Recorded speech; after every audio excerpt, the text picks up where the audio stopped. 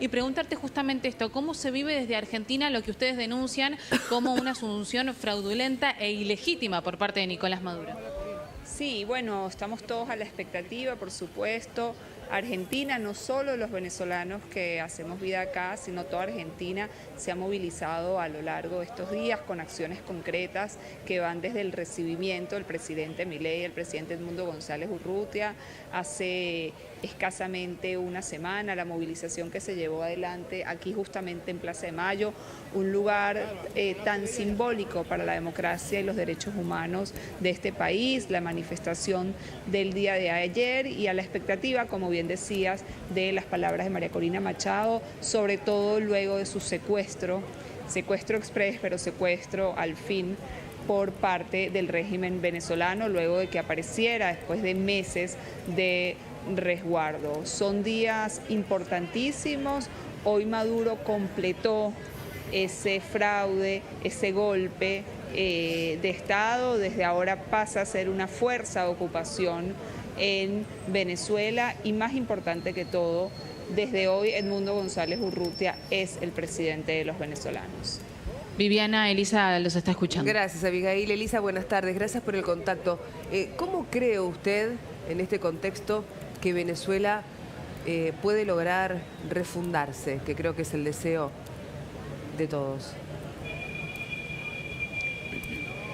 Estamos en horas trascendentales para salvar la República, ya no la democracia, algo que lamentablemente perdimos hace muchos años, pero sí para salvar la República y poder justamente refundarnos, reconstruirnos. El primer paso, sin lugar a dudas, tiene que ver con la transición a la democracia.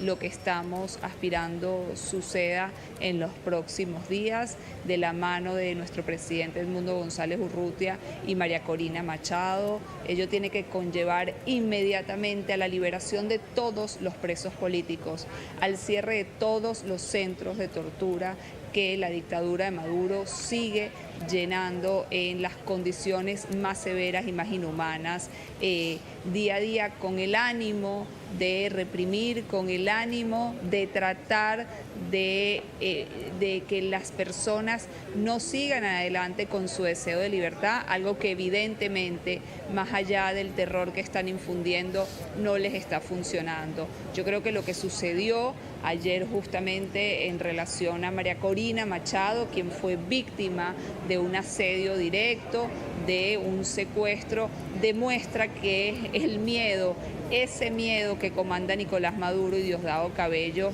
le tuvo miedo también a las acciones que podían venir. Y la respuesta no se ha hecho esperar. Acabamos de ver, estoy leyendo en este momento que Reino Unido también acaba de anunciar nuevas sanciones. La Unión Europea sumó a 15 sancionados más personeros del régimen, con lo cual llegamos a 70 personas sancionadas por la Unión Europea, lo que significa para Estados Unidos que eleven a $25 millones la recompensa por información de Maduro, Diosdado Cabello, y a 15 millones por Padrino López. En este momento la recompensa más alta que hay por parte de Estados Unidos. Sabemos que los gobiernos democráticos van a seguir esta línea. Es un momento clave en donde no solo hay que señalar, sino presionar y sancionar a los responsables por los crímenes de lesa humanidad en Venezuela, a los perpetradores directos y, por supuesto, también a quienes colaboran con el financiamiento para que el régimen todavía, aunque muy débilmente, se mantenga en pie. Elisa, usted recién nombraba a la Unión Europea. Vamos a poner en pantalla ese comunicado. Delfi, ¿lo tenés? Lo tenemos, sí.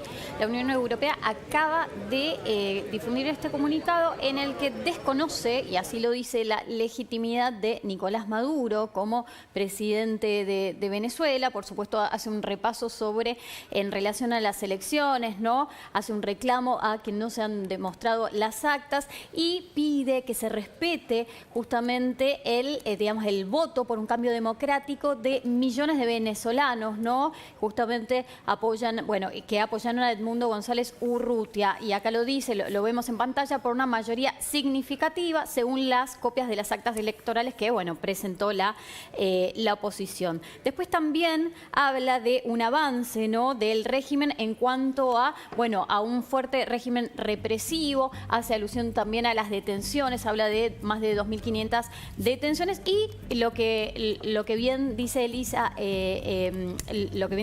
Trota, que tiene que ver con las sanciones, ¿no?, a 15 personas que intervinieron en cuestiones contra los derechos humanos en Venezuela.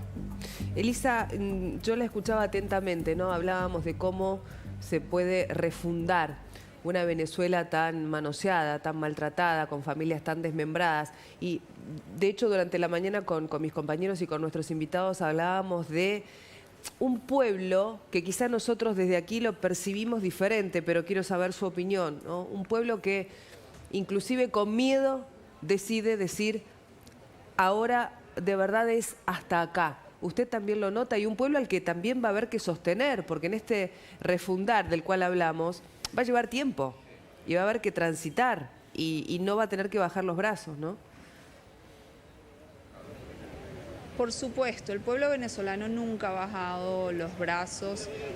Hoy somos casi 9 millones de venezolanos fuera del país, un país fuera de un país, un exilio forzado, la crisis de migrantes y refugiados más grande del mundo, más grande que la de Siria, más grande que la de Ucrania, pero que sin embargo nos ha mantenido unidos, presentes y activos en cualquier lugar en donde estemos.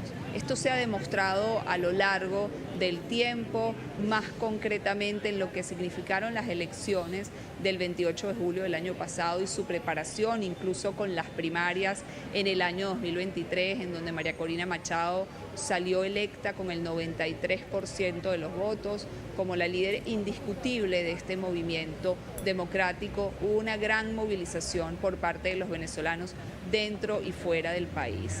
Justamente, y a pesar de ser una elección sin ningún tipo de condiciones, arbitraria, sin transparencia, sin la posibilidad de auditoría o de observación, sin posibilidad de que 5 millones de venezolanos que están afuera pudiesen votar, que estaban habilitados para votar, pudiesen hacerlo, los venezolanos decidimos acudir a las urnas, entendiendo además el riesgo físico que esto conlleva, pero con una convicción que es que sin hoy no hay mañana. Y ayer, durante el día de ayer, esa voluntad, esa gallardía, se volvió a demostrar, y creo que no queda duda el rol, la convicción que está teniendo el pueblo venezolano de refundar justamente Elisa, este país que tanto necesita. ¿Cómo imagina usted la llegada a Venezuela de Edmundo González Urrutia? Puede hacerlo con ex líderes mundiales o inclusive con actuales, lo cual entiendo tendría otro peso específico, porque fue bastante sugerente, seguramente lo vio el posteo en redes sociales del presidente de El Salvador, Bukele, ¿no? Además de subir una foto de la cartera azul de María Corina Machado, también mostró el clima, la aplicación del tiempo en Caracas, ¿no? 22 grados, soleado, sugerente.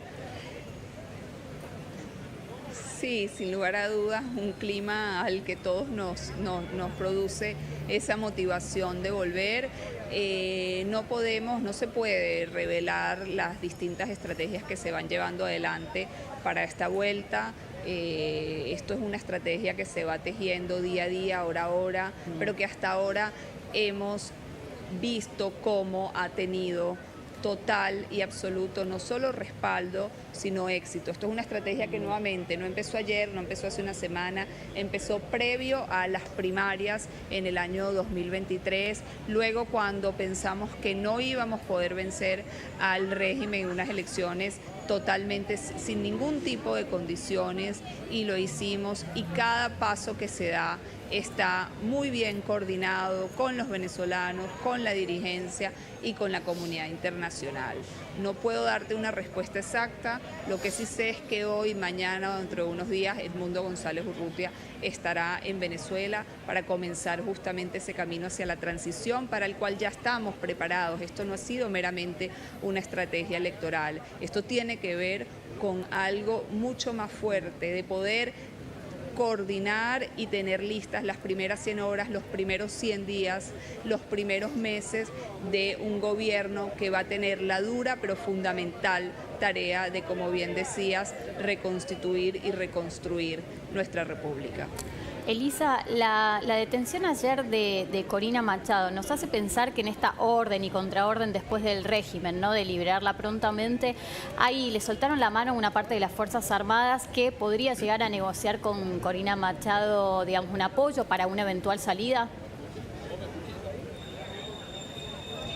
Yo creo que sin duda se movieron varias piezas internamente, ¿no? Hubo órdenes y contraórdenes, fue una detención que nos tuvo a todos en vilo porque es la realidad de aproximadamente 2 horas, pero en donde vimos que la presión de la comunidad internacional, el acompañamiento de la gente en las calles y sobre todo lo que debe haber pasado internamente en las fuerzas represivas, en las fuerzas de seguridad del régimen, lograron esa liberación. Con lo cual es algo para tener en cuenta, porque de la misma manera que el Plan República, los militares que cuidaron el proceso electoral el 28 de julio fueron quienes nos dieron la posibilidad de hacernos con las actas, aquí hay movimientos importantes que se están dando. Elisa, muchísimas gracias por el contacto, por supuesto allí vamos a seguir en la continuidad. Gracias a Abigail, gracias a ambas.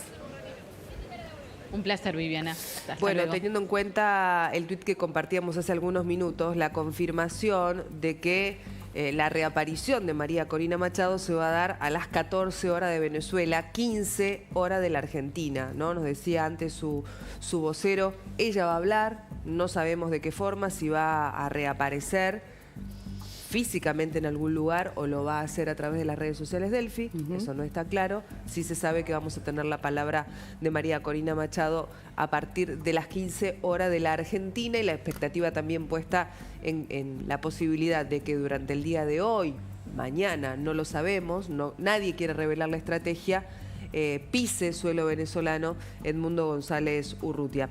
Max Robert Graterol es activista de Venezuela. Max Robert, gracias por estar aquí. Gracias a ustedes por invitarnos y darle espacio tenerte a Venezuela en este momento tan complicado. Se lo damos siempre y se lo vamos a seguir dando y nos costó bastante escuchar lo que dijo durante su jura Nicolás Maduro. Pareciera ser estar disociado con la realidad que vive su pueblo, ¿no? Sí, totalmente, pero lo que tenemos que destacar nosotros es que si vemos la jura, es una jura de una persona completamente vacía, sin apoyo ni siquiera internacional ni interno, porque primero que estaba rodeado simplemente de los mismos lacayos de siempre del régimen de Nicolás Maduro, y en el marco internacional estaba solo. Veíamos a líderes internacionales, si lo podemos llamar líderes, yo le diría asesinos y criminales como Díaz-Canel y Daniel Ortega. Del resto estaba completamente vacío. Sí, habló durante la jura, y lo vamos a escuchar a Maduro, de su pueblo, ¿no? Dijo que el pueblo está en paz, mirá.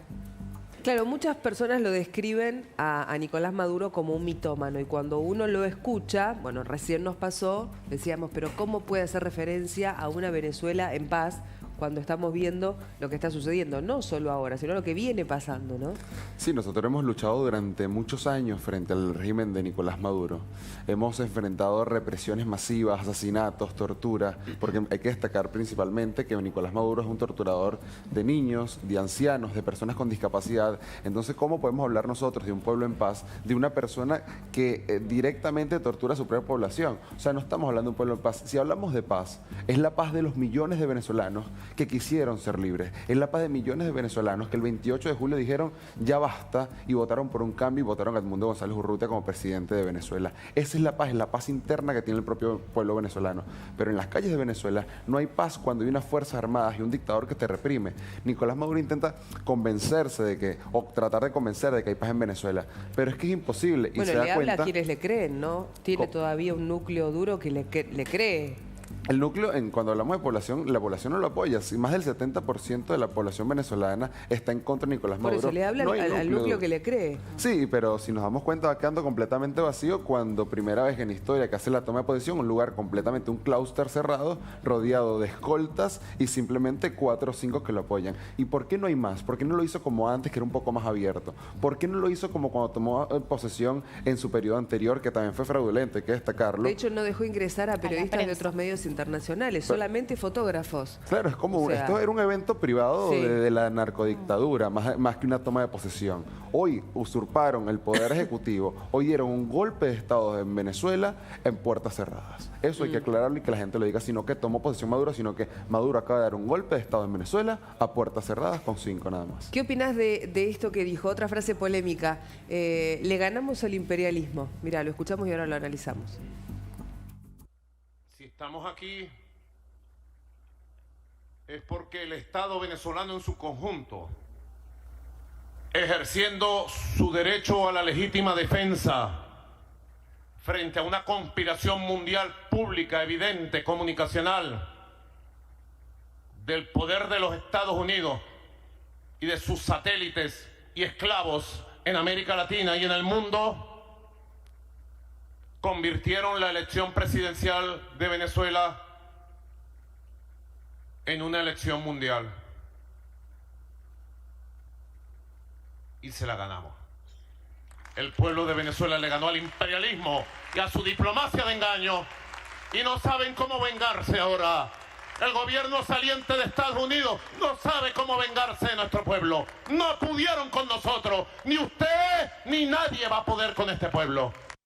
Habla del gobierno saliente, o sea, habla de Biden. De Biden. Pero el 20 de enero asume Trump. ¿Y ahí?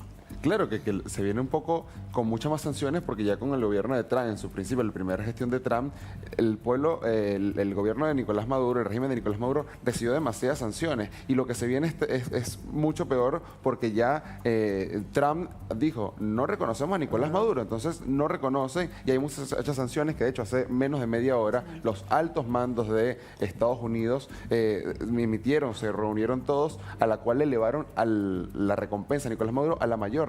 Comparte la misma recompensa que tuvo Bin Laden en su momento, 25 millones de dólares por la cabeza, no solamente de Nicolás Maduro, sino de Diosdado Cabellos. Esta es la cifra más alta que permite el gobierno. Un Diosdado Cabello que en las últimas horas empapeló las calles de Caracas pidiendo recompensa de $100.000 por Edmundo González Urrutia. Delphi.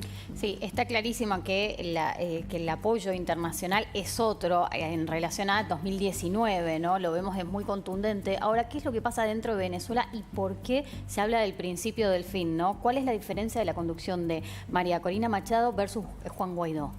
Es totalmente distinto los escenarios porque Juan Guaidó, si analizamos un momento que desde la Asamblea Nacional se dio el vacío de poder del presidente de la República y Juan como presidente de la Asamblea Nacional asume interinamente el gobierno de Venezuela y la presidencia interina. Pero ahora estamos hablando de algo muy distinto, es que fuimos una elección con sus condiciones amañadas, las condiciones del régimen de Nicolás Maduro, igualmente la voluntad de un pueblo fue indetenible y que hoy, al día de hoy, no pudieron demostrar que no hubo fraude, porque nosotros hicimos un trabajo, una estrategia muy inteligente, y era que el momento que se sacaba el acta de la urna de votación, porque el voto en Venezuela es electrónico, la acta se resguardaba. Sí. Y tuvimos el apoyo, que esto hay que decirlo claramente, cuando nos preguntan, por ejemplo, ¿qué pasa con las Fuerzas Armadas? La Fuerza Armada fue testigo de que Edmundo González Urrutia fue el presidente electo en Venezuela, al punto tal que muchos de las Fuerzas Armadas bolivarianas en Venezuela tenían las actas y nos entregaron las actas a nosotros para resguardarlas. Hoy las actas que tenemos casi más del 85% de las actas que tenemos, no es solamente por nuestros testigos electorales, sino también por testigos del oficialismo y testigos de los militares que nos dieron las actas, las tenemos y les dijeron, tomen, es de ustedes, Claro. guárdenlas. Sí. Claro. Y eso hay que decirlo claramente, hay un gran sector de las Fuerzas Armadas que nos ayudó a nosotros a tener eso. Por eso decimos que al interior de Venezuela es algo muy distinto, porque con sus propias condiciones, más del 70% de un país, y con esto digo también que recordemos que impidieron votar a más de 8 millones de venezolanos que estamos en el Afuera. exilio. Sí, sí, sí. O sea, imagínense ustedes si con esa contundencia de que eliminaron a 8 millones de Ganaron personas así. de las elecciones, y con todo eso le ganamos con el 70%, Max o sea, Robert, dimensionemos. tu situación... Es la marcha del león.